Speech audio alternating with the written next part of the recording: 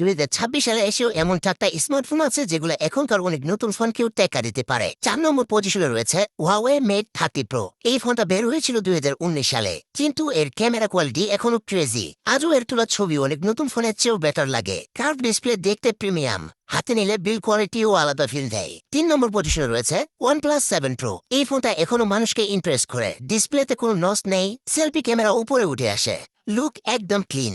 Daily use হোক বা gaming, সবকিছুই স্মুথ আর ফাস্ট।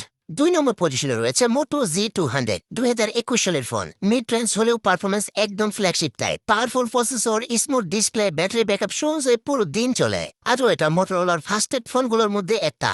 1 নম্বর পজিশনে রয়েছে Samsung Galaxy Note 20 Ultra। 2020 সালের ফোন, কিন্তু এখনো ফুল ফ্ল্যাগশিপ ফিল দেয়। Big display, S pen, gaming, কাচ, মাল্টিটাস্কিং সবকিছুই এখনো স্ট্রং। এই ফোনটা প্রমাণ করে ভালো ফ্ল্যাগশিপ ফোন কখনো পুরনো হয় না। এই 4টা ফোন দেখিয়ে দেয় সব সময় নতুন ফোন মানে সেরা না। এখন আপনি বলুন তো 2026 সালে এসেও এই 4টার মধ্যে কোন ফোনটা আপনি ব্যবহার করতে চান? কমেন্টে জানিয়ে দিন।